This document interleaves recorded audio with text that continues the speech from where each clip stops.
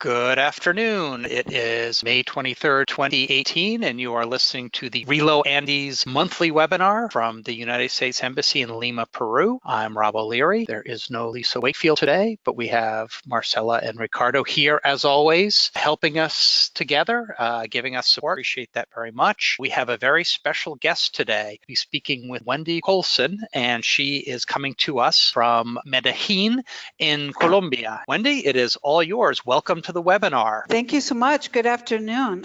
You're in the right place if you want to know how to begin reading and writing in English for your young learners.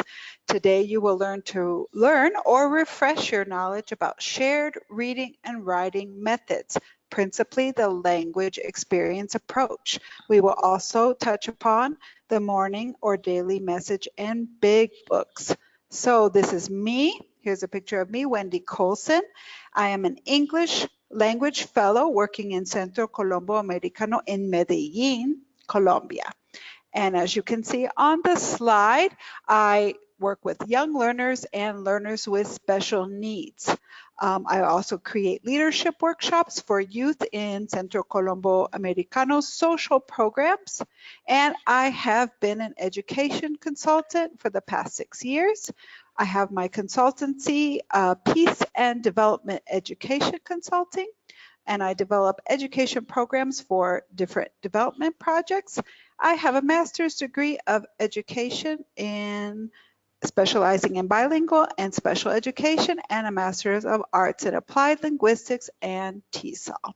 So in other words, you really know your stuff. Yeah, I've been teaching for over, it's probably 25 years now, so something. Okay, so let's begin with our first poll. Poll number 1. When do you begin to teach writing in English? Wendy, why did you choose this as your first question to start with? I like it. What was your reasoning for asking this? It's a very important decision to make to have early success for your young learners in reading and writing. So it's a good place to start because, sometimes it's not a choice of your own too. So I'm just eager to see the different responses. Do sometimes people start teaching after 4th grade, like, 5th, 6th, possibly too late, as we might say? No, that's generally the case. Is it's too early, in my opinion. That is debatable, but it's generally much, much too early, even in the first language. Let's see if we can share it. The results here. So it's what I was guessing. People tend to start, and it's usually a school policy, I'm guessing, that when they start reading in their first language, in this case, I'm sure it's Spanish, they immediately go to reading and writing in English. However, if you have the opportunity, I suggest to put it off as late as possible. I have started it in 3rd grade, 2nd semester of 3rd grade, though I know this is usually not the teacher's choice. Why? Because concepts of print and literacy are already in place in the first language. If you have a very strong first language, in this case it's probably Spanish, maybe some other native languages, then you will have very strong English language. So let me go to my recommendation, which you saw a hint of earlier. I'll read it. Begin reading and writing instruction in English only after the children have a strong foundation in Spanish. Again, having said that, it usually comes from the higher ups when you start. Why do I say this? So I'm thinking 3rd, 4th grade, 9 or 10 years old, again, if you are able. So beware of if you don't have a choice, beware of what is being taught in the first language or Spanish, and then follow along as late as you can. Let them learn their alphabet, concepts of print in the first language. Wendy, what would the negative effect be if someone started too early teaching reading and writing in English before they have a strong foundation in their first language? As it is when you start too early, I see people starting the first language instruction in early kindergarten, and there's it tends to be a frustration. Since this is a developmental question, we cannot have this, well, we can never do this, but a one size fits all. Really, some kids learn much, much later. So we will have frustration. We will have negative attitudes towards literacy. Also, I don't know what context our listeners are in, but usually this is their first encounter, besides television, with English. So we don't have time to build up a rich background of language from which to build reading and writing on. And this is what this workshop is about today, this webinar. Excellent. Okay, so most importantly, as we heard in last month's webinar from Bosson, she talked about building up oral language through play and games, the communicative approach. And definitely what you see on this slide, you see kids playing. That's what kids naturally do. But what do you see in these plays? You see jump rope rhymes, you see hand clapping games, you see circle games. This all has to do with language. If we look in our first language classrooms, you will see the same thing going on. It's orally language rich. And if we have that strong background by putting off the reading and writing, it's not incompatible, but you will see. And we put in the joy of the language, playing with the language, with rhymes, poems, games, tongue twisters, finger plays. We will have a better experience with reading and writing. Again, consult with your coordinators, your principals. This may not be able to happen, but put it off, especially after they learn these concepts in Spanish. Follow it as late as you can. And Wendy, I'd also say I know you're doing younger students and beginners, yes, but I would say this is also good for adults when you're teaching language. Totally. Letting us, we never lose that ability to learn through playing, just even simple games that you think as children. So I think it's a great concept, and to start it early will only reinforce things as they move forward. Yes, and just think about the written language. I can just hear the sighs over the internet right now. Think about spelling words like through and all the different types of spelling. THRU. Yeah, or other spellings. But it's English, I think we need to cultivate the ear. And also many learners, they want to learn how to communicate with others. And I think if we start the reading and writing too early, we can take away from that rich orality, and we can mirror their L1, their first language acquisition as well. And that's where the kids at. That's where they're at. They learn through play. So let's take advantage of that stage of life. So if you don't have anything else, Rob, I'm going to go to the next slide. All right, this is a principle. Now, I think I made this up, but this is what I use for this language experience approach, which I'm going to go in depth on here. So my principle behind everything I'm going to present today is that if you can say it, you can write it. And if you can write it, you can read it. So when you begin writing instruction, you can take those favorite songs, poems, and stories and write them down, because they can dictate them to you. But this is part of the method, so let me go on to the next slide. So LEA, or language experience approach, is a method of using the student's own words to write a story based on a shared experience. Okay, we'll let you digest that for a little bit. So it's a shared reading, writing experience for beginning literacy, not necessarily just for children. Anyone at the beginning stages of literacy, we can use this approach with. I've used this approach with adults in adult literacy in Chicago, actually. So in a nutshell, it's having a shared group experience, talking about it and writing it down. So once understood, this method's understood. There's very little prep, so there's something in it for teachers. There's very little prep and materials. You can go from words to simple sentences to full stories with this method. So here in the picture, Rob, do you have something? I'm right here. Okay. Yes. Here in the picture, it says fall walk. It says we looked for leaves. We saw red and yellow leaves. We saw lots of leaves. I can just imagine that the children took a walk, perhaps around the school grounds, or simply looked and marveled outside. Some of us are not able to go out or have recess on the school grounds, and they observed and they wrote down some sentences about their experiences. Can I ask you a quick question on this? Are you, in this example, are you looking for a specific type of topic you're teaching here? Were you teaching past tense verbs or getting them to recognize them? Were you doing pronouns? What was the idea behind this, or was it just to talk about fall?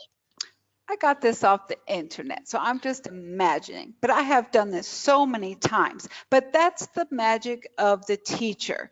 This is where our teacher's knowledge comes in. The teacher can choose a topic, whether it comes from the textbook or it comes from a grammar notion, and they can have that experience with the children and sort of push this towards what they want to teach.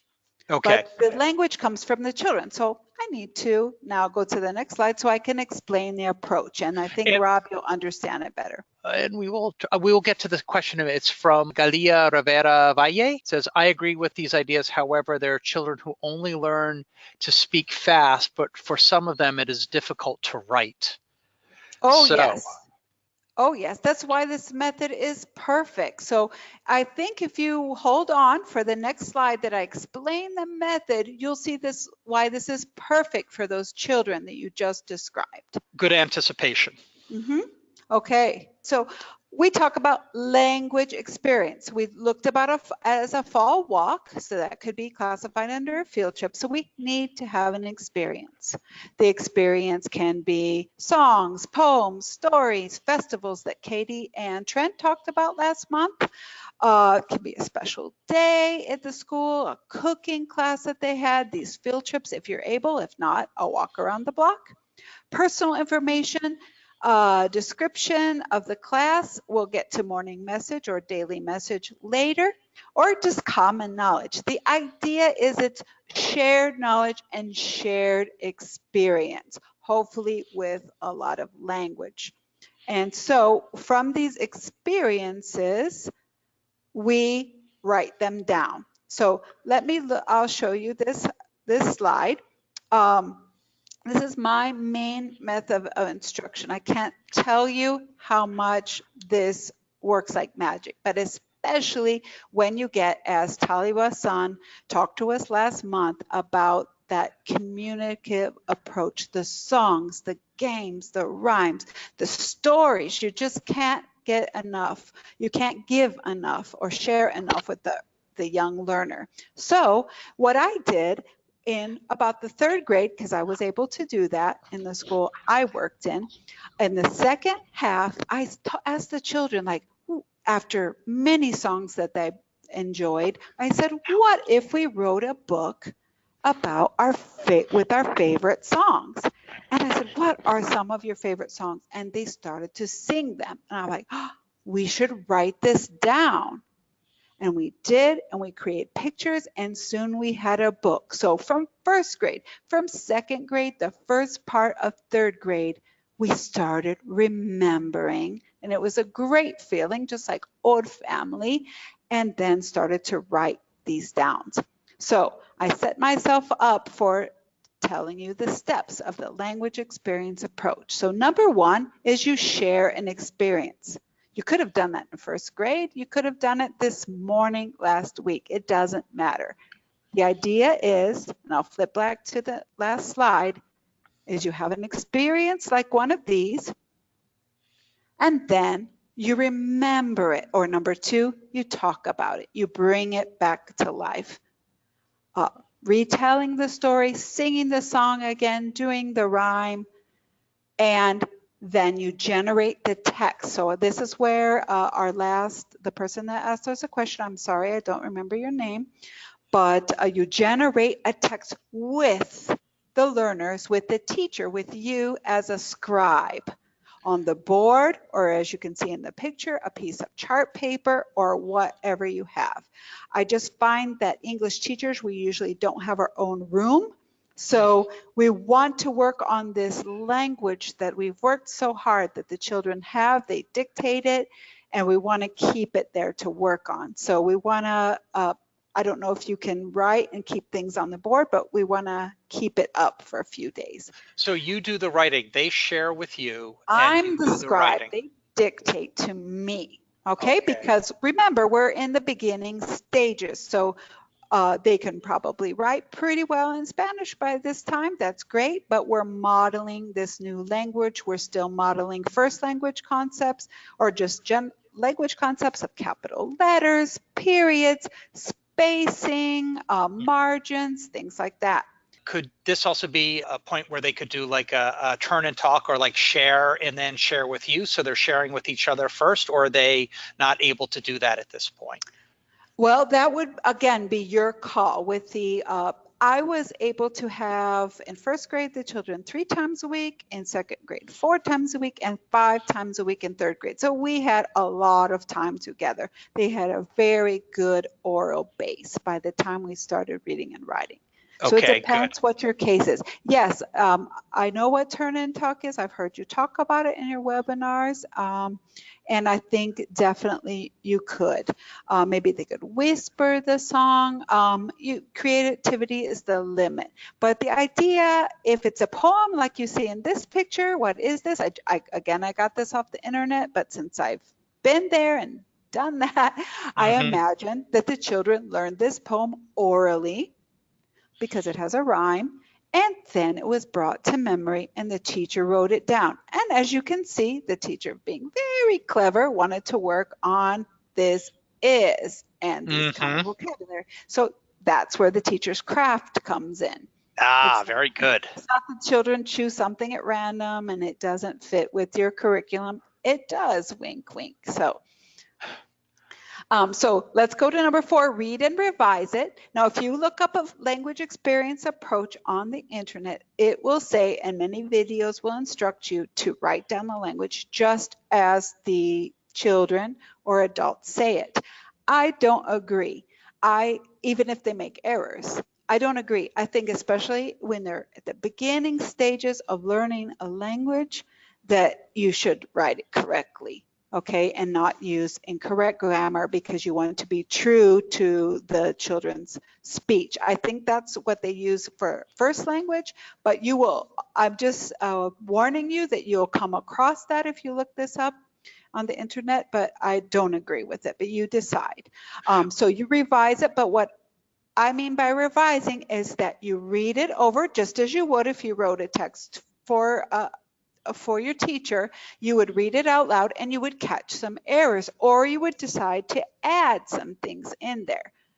So the children, would you do the correction, or when would you do the error correction? I would read it with the children. I was like, does that sound good? And I would throw it back to the class. But usually I write it down correctly. The revision would be adding information, adding some adjectives, or suggesting, could you add an adjective here if you're working on some adjectives? Great.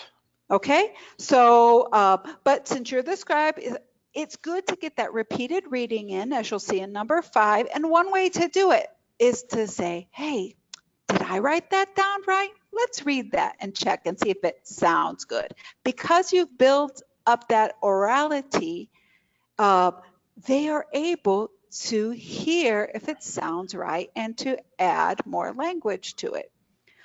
So repeated reading is key after you have the whole, while you're generating the text and when you're finished. So when you're finished, you can have, okay, let's have the whole class read it. Let's have the left side read it while the right side checks, vice versa. The first row, the second row, while the others are giving the thumbs up or saying how well they did it. Did they get every word right, or having another student come up and pointing along with their finger. The girls, the boys, as many ways you can get that in a game-like setting so you can get that repeated reading, that muscle memory in for these new texts without it being boring. Also, sometimes I trick them. I randomly select words. They read it out of order. We read it backwards the next day just to make it fun and get those exercise in, the repetitions. Excellent way. It's a good way to keep everyone involved too, with the thumbs up, the thumbs down, checking, assessing as you're going as well. Oh, definitely. And I'll talk about a little bit about assessment later in a sec. So why do I put copy the text number 6? I put that because what happens when the students start to copy the text? Everybody's in their individual desks, in their individual cuadernos, there's notebooks, and they're not looking up at you. Okay, so we need everybody, that's why this is called shared reading and writing too. Everybody's looking at the text and reading from the original one. So you can model the words, because you know, in beginning stages of reading, sometimes the kids just memorize it. Because it came from a song, because it came from a poem, you don't know if they're reading the words. Right? So, but that's okay at the beginning. That's okay, but you need to start checking and mixing it up a little. So after you know that the children can read it, you can ask for individuals to read it or read with a friend. They love doing that. Then you copy the text. So for subsequent days, they can do a turn and read instead of a turn and talk. Great. To one neighbor on one side, to one neighbor on the other, silent reading, and you have that language in your notebook that you can work on. So that brings us to number 7. Focus on the text for further writing, phonics study, grammar study, capital letters. Look at this grammar study here. This is my, this is, you have possessive, you have many things here in this very simple text. So what do you think of that? Sounds good? I think it's great. I think it's a nice step-by-step, easy to follow. I think, you know, and it's a good jumping off point for getting maybe even reluctant learners to start speaking and start learning. And it is, and it doesn't get old. I've done it, I've been there. And it's, since you do it chorally at first, you're not calling anybody out. Mm-hmm. There's always struggling readers and writers. There are always those stragglers that come late to it or might have a special need. But in this case, they are supported by the whole class. They're supported by that song that they can sing, that mm-hmm. poem that they can recite, that you've been repeating. But not in a boring way. But that's another webinar that I can give about circle time. Next time. But this comes from that, and they are protected within that choral reading. And then, of course, because after I have them copy it, what I do, I tell them to draw their picture, and one by one, I call them up, and they read it to me, or I read with them. But I am there for those training wheels. I'm not setting them on their own until they're ready. So I can get the whole class up and reading, and I also can work individually. And I don't take the training wheels off or call them out or make them read until they volunteer, until they're comfortable. Or when they read with me, I slowly kind of withdraw my help. I give them as much as they need. Mm-hmm. And try to push them forward. So here are the steps, but let's do it, Rob. We're here. All right. Okay. Now this is a little difficult in a webinar, but we will do the best I can. You can tell what the story is. And let's before we start, let's keep the any questions and comments coming, folks. We'll have a little more time at the end, but I guess now we will do a demonstration, correct? Sure, as much as I can, because usually I will have the audience give me some language for the story, but that's okay. I can give you some samples that you can use. So, is this a familiar story or what? Little Red Riding Hood, right? Oh, close. Am I close? Her cousins. Little There's Jack. A wolf. There's a wolf. I don't know. Look at those animals. Oh, look at the materials in the house. Yes, it's the three little pigs. How did I not Yeah, know that? there's three. 1, 2, 3. Okay, we have the three little pigs. So I'm hoping our audience knows this story. I think los tres cochinitos, right? Is that what you say in Spanish, or marranitos? I'm not sure. I just all say bacon, but yes, that's the right idea. That's what the wolf sees too, Rob. Smart wolf. Okay. So, well, let me just, for those who might not know the story, let's just briefly summarize it. So there's three pigs. 1, 2, 3. They're set off into the world to make a life for themselves by their mother, and they're warned of the dangers of the world, and principally that of that lip-licking wolf that's behind that house there. The first pig builds a house of straw, the second from sticks. And on both occasions, the wolf arrives, the pigs taunt him, and he huffs and puffs and blows their houses down. They take refuge in the more intelligent brother's brick house, for which no huffing and puffing can destroy it. Is that about it? Is that the story you know? That sounds pretty right, yes. Okay, so let's follow the steps of language experience story. So let's assume I told it to my class. Then we have acted it out the next day. We do a little project and we build the little houses. We remember the story and they do the refrain. And then I bring it up again, like, let's write this down. I want to write it down perhaps for a reader's theater or something like that. So the first time I do a text, I might just do one simple sentence if this is the very, very first time. So often when we learn methods, we don't know how to start them. How does it start? Day one. And in day one, you naturally, after you've worked on the story, I usually work on a story for about 3 days. So the language, they're very familiar with the language, the basic story. And then, of course, well, they know the story in Spanish too, which is great to start with something they already know in Spanish. And they'll often tell you, oh, I have this book at home. You know, they're very excited when they're little.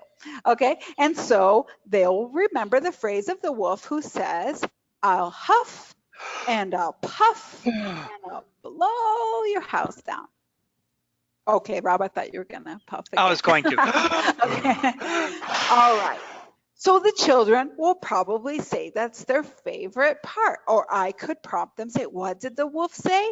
And because they've chimed in on the refrain in the story, they'll say that. So I'll say, oh, let's write that down. Because it's now part of my instructional routine that I'm going to pick a sentence from our stories, they'll know that, this is what we're going to work on today. So I will start with my capital I, perhaps in a different color, perhaps the apostrophe in a different color, however your protocol is, whatever matches the Spanish teacher.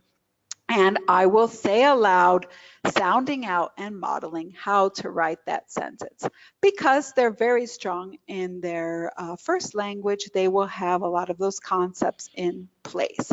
So we'll simply write that, and I'll say, we'll practice it, like I said, the right side, the left side, the girls, the boys, the back row. We'll read it backwards. I'll be funny, and I'll just point to words at random, close my eyes, and try to guess which word I pointed at. Any way you can make it game-like and fun, so they have early success. And so what picture would you draw? Naturally, you will draw the wolf trying to huff and puff one of the houses down, right?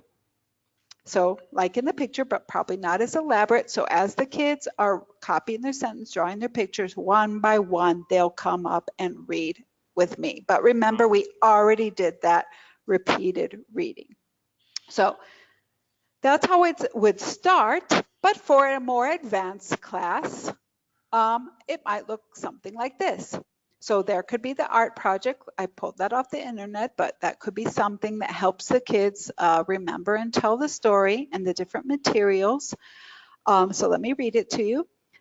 And then I want you, Rob, and other teachers that are listening in today to kind of guess what my grammar or my writing or my vocabulary in my curriculum is if we wrote this story. So the children, I would prompt them and let's start writing about this. So what did the first pig make his house from? The first pig made a house from straw.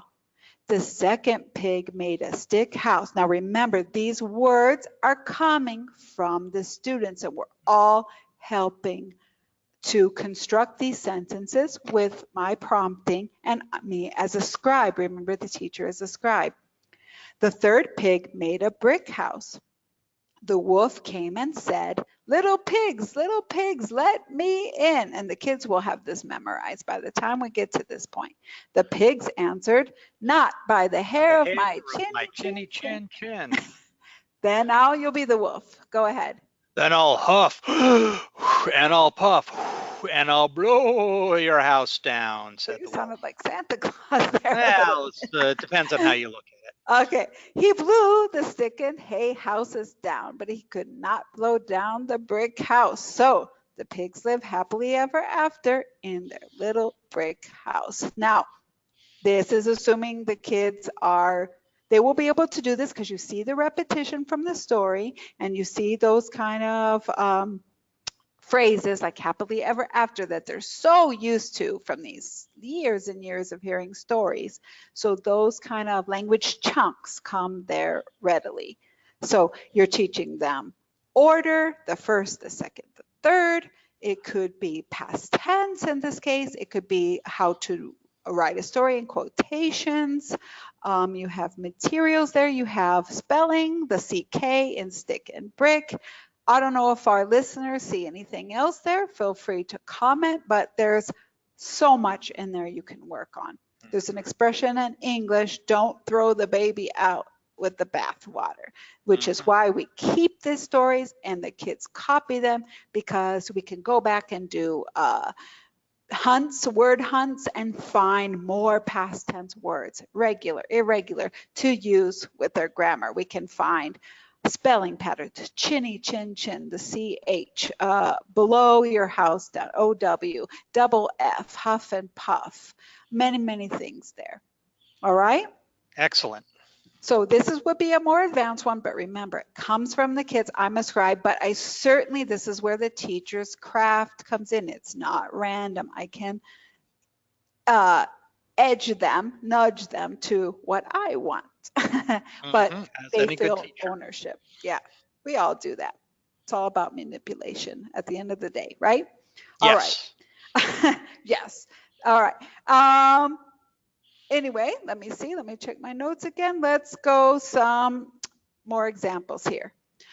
So let's start from the very, very simple. Some of you might have been intimidated by that last example, but it can be very simple. It can be a list of words. Look at that first one. Things we need, ingredients, they know. So if you're not able to have that language rich with a communicative approach from first part of third grade, and you would continue. Just because you do reading and writing doesn't mean that all that has to stop. But if you have to start that early reading and writing, and you can say, okay, we're going to have a picnic on Friday, because I can't imagine these are ingredients for a dish there with Nutella, Fruit Loops, and cheese. Yes, you never know. You never know with kids, right? But let's pretend that they're going to have a little picnic and everybody's going to contribute something, and they tell it and they bring in pictures and we write that. So everybody's reading the list of things we're going to have in our picnic. I'm just imagining. Okay, we go to the second one to the right of that, and as you can see, it's a recipe. And there you have an example, Rob, of the revision. Okay. That can be done. Okay, so maybe the children change their mind. There's no cucumbers. It needs to be tomatoes, and someone just remembered slices of that they knew. Or if it's the three little pigs, it could be ham.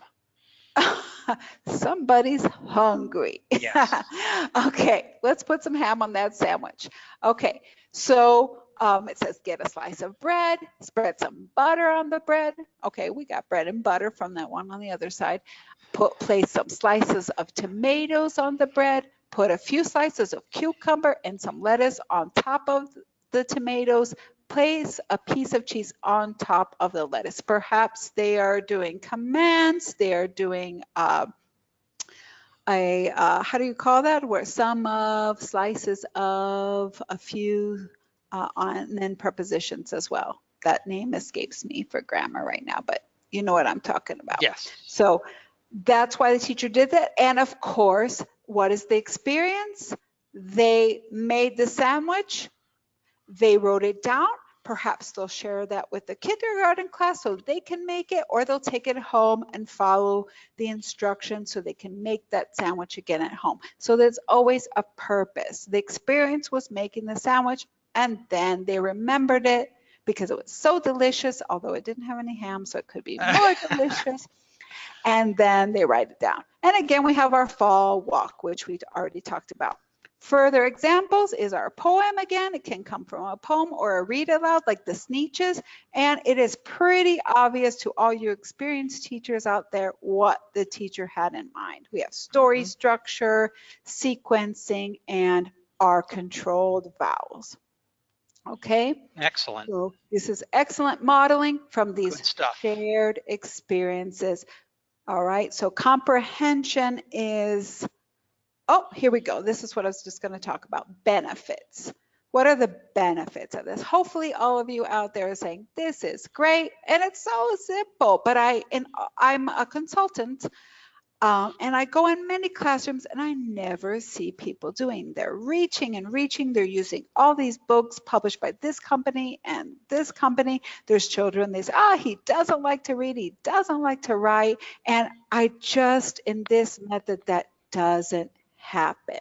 They enjoy it because it's motivating. It's this shared experience. We made this sandwich. We walked around outside. We love this song. We're gonna write it down. It's my book or my words. It's a familiar format. You make it part of your instructional routine so that children are expecting what's going to come today. Oh, I can't wait to write this down. That holiday, as Trent and Katie talked about a couple months ago. Oh, well, we're going to make I took pictures of that. The teacher took pictures that we're going to remember that we're going to generate words, and from that sentence, and we're going to have a class book or an individual book. The teachers, I know some of you have 40 people. We can't have too many materials, or there's no money. You need a board or you need some craft paper. That's all you need. And you need to believe in yourself as a teacher and the things that you learned, and you can do anything. Right, because the tricky part of this, although it's simple, is that the teacher's craft, the book. There is no book that's going to tell you exactly what to do. So you have to go venture a little bit out there, but the payoff is huge, and the payoff is huge. I had these third graders. I'm very happy, especially of this one class I had that went on by the third grade. They were reading short novels, and I began with this approach in the second part of third grade. And I can get those parents to tell you how much these children love to read. Okay, so again, it's authentic. The kids, it's their own words, and you can use it just like the recipe. You can use it and share it, make it at home again. You can write a letter. When I was a specialist in Jordan, I was working with a group in Mexico, and they wrote a letter of the things they were doing in their class to the kids in Jordan, and I personally delivered it and read it to the kids. It was amazing. The second two methods are just piggybacking and just a kind of twist on this. So let me go through this real quick, Rob. And so the best thing about this is it is true reading, meaning decoding. Comprehension is not an issue. We were all there and we all shared it. So this is very important when you really authentically want to work on reading. We also get integrated practice. It's reading, writing, grammar, it's everything. And it comes from speaking and listening. And the children will have all these remembered experiences. You make the book beautiful that they can take home with them and remember. Okay? So poll number 2, how often do you tell stories, play games, sing songs? A, every day. B, every other day. C, once a week. D, almost never. E, never. What do you think most teachers do, Wendy? Do you find teachers tend towards the everyday or towards the never part when it comes to Well, I playing hope stories teachers and don't take that games? literally. They might not have English Monday through Friday, but I mean like every day that you have English, okay? So it's okay however you interpreted that. So every day that you have English, do you do that? I'm gonna say it's every other day, but that's wishful thinking. So we'll share the results. We have a tie here, 31% and 31% every day and every other day. Yahoo! Once a week, 26%, almost Okay. never 13, all, and never is 0%. Well, So that's that's at least a positive. Well, I hope you'll be inspired or you got some idea today to bump that up a little more. However, maybe it's not your own decision and that's valid, but you can talk to your administrators. But it's worked. I'll have my email at the end and I can tell you a million stories about this, but we must move on. So just mentioning this really quick, we've all heard of big books, and it's funny to give a definition of this because big books are big books with enlarged print used in shared reading activities to promote emerging beginning literacy. The books are typically chosen because of their predictability, rhythm, rhyme, repetition. Now, some of you are saying, yeah, right, I'm never going to have these. There's no budget. Don't worry. You just learned the steps of the language experience approach and you can make your own. Okay, see those photographs? You can take pictures or draw them. Really, I've worked in situations with very little materials. It's all possible. Okay, so I won't say too much more about this, except that this method of shared reading, we did shared reading and writing with language experience, is meant to imitate lap reading. What do I mean by that? When we were little, we sat on our grandpa or grandma's lap or our mom or uncle or aunt, and they read a book to us. So it's supposed to be, it's enlarged so the whole class can have that intimate and social experience of sharing a book. And Yes, and I'm Wendy, very might I add too, as you get older, as I get older, I find out I need larger print as well. So this does you well and as you get out of your 20s. Well, these are for the little ones, but yeah, well, it's a little bit clunky carrot lugging these things because they're very big. You can see the person I still behind do it. there.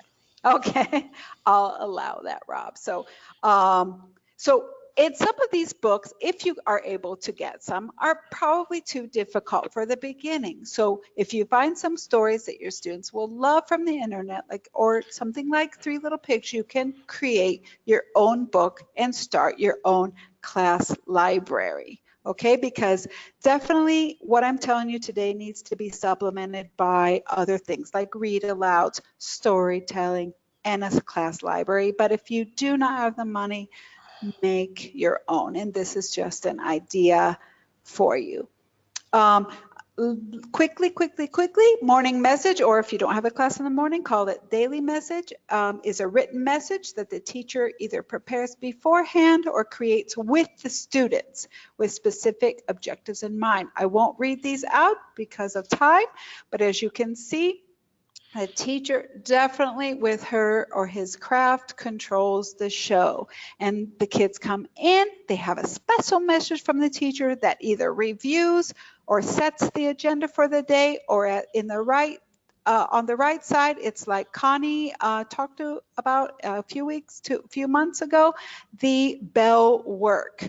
Mm-hmm. We would read this together and then the children have a question answer. What is your favorite character? That does ring a bell.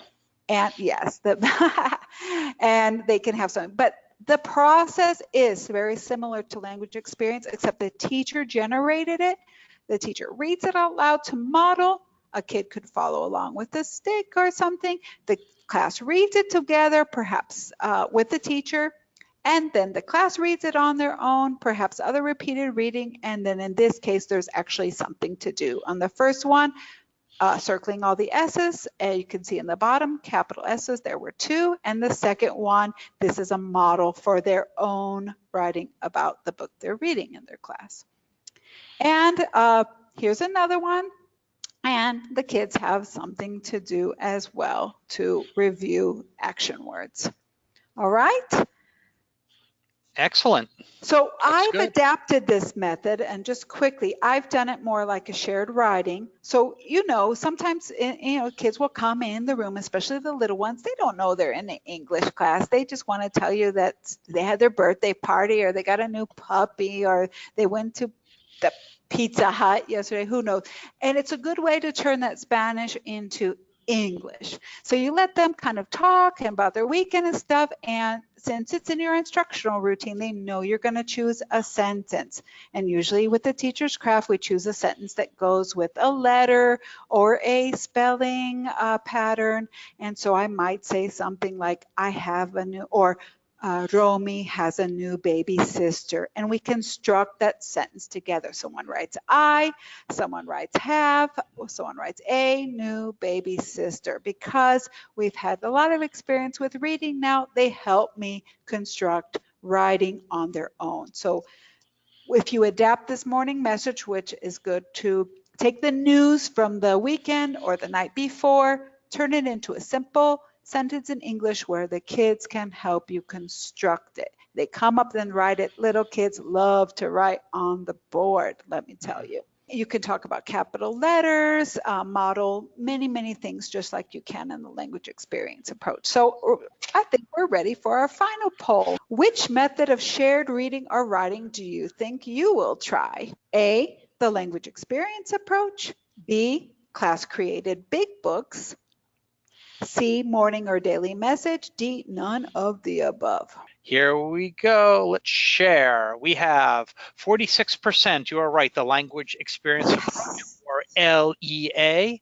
We also have at 32% the big books, and the message, daily message, 22%. None of the above is 0%. All right.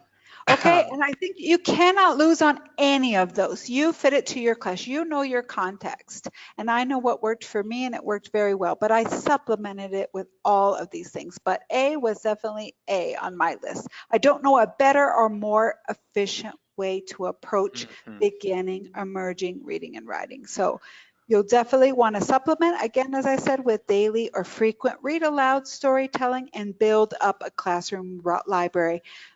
I built mine up through garage sales and retiring teachers, or we made it ourselves. So I want to thank you for listening and sharing today.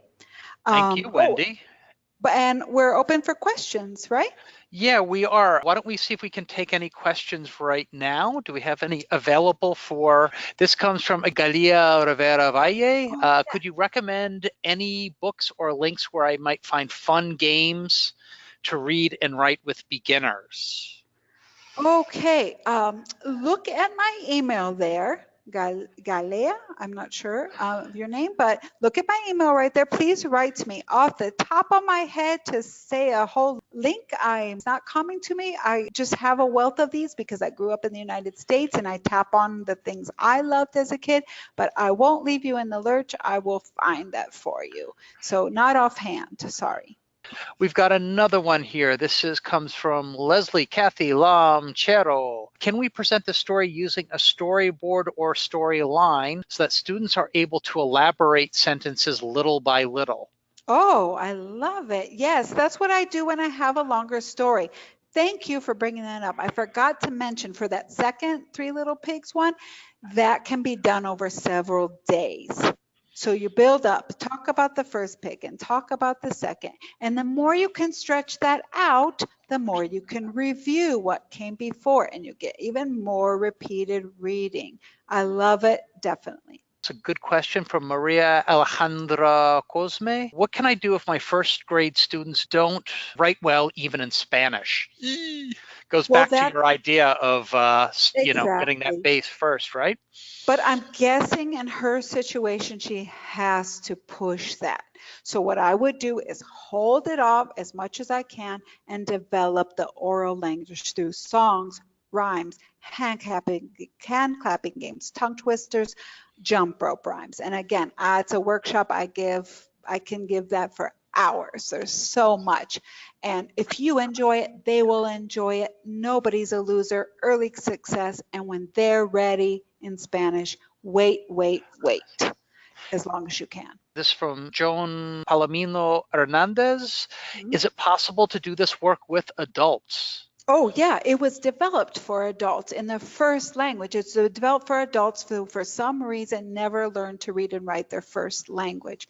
This was what it was originally developed for, definitely. But of course, it's not going to be the Three Little Pigs. It's going to be what's happening in the news and things like that. Something like that, yes. Actually, there's one more, and I'm not sure if it means computers, but it says, do you recommend the use of tablets? I'm not sure if it's, like an iPad or something, for teaching reading and writing to young learners. Could you give us a clear example? Maybe that they write it on their tablet or something like that, or I'm not sure. Rob, I'm going to set you up here. Call me old school. You're old school. Okay, but no, there's nothing that depresses me more to see kids just staring at a screen. And I know there's educational uses, but it's a tool. I think they get enough of that. If you truly use it as a tool and you want to use that because you have no physical books, great. But this is all about oral language supporting the written one that comes from the kids. So it definitely could do that, but that's not within this approach. But hey, let's have a discussion later. I'm very creative. I'd like to brainstorm that. I don't see a place, and I don't see many teachers who have that. No, this is very social. It's meant to have this face-to-face experience, not their noses all buried in gadgets. So, yep, stop looking at the gadgets. Okay, why don't we thank you very much, everyone, for the questions. We had some really good ones today, too, as usual, I should say. Next month, we have Sarah Hendricks, and she'll be talking about encouraging speaking in low-level learners. So there might be some overlap here. Yes, more information. Here we are at our elprograms.org for more information. EL programs, we have all those right there. You can check out, you can contact us there. Here's where you can find information on the webinars, RELO Andes at state.gov. You can find us on Facebook, YouTube. We have all the old ones, and I know, Wendy, you've been listening to some of them because you've referenced them. And it's on Twitter too. So I believe we have come to the end. Wendy, thank you very much for calling in from Colombia, sharing your knowledge. I think we can all agree, and if they don't, they'll have to come to me and talk about it, that it was an excellent presentation. So thank you, Wendy, once more. And thank you, everybody. We will be talking to everyone next month. Thank you very much. Goodbye. Bye.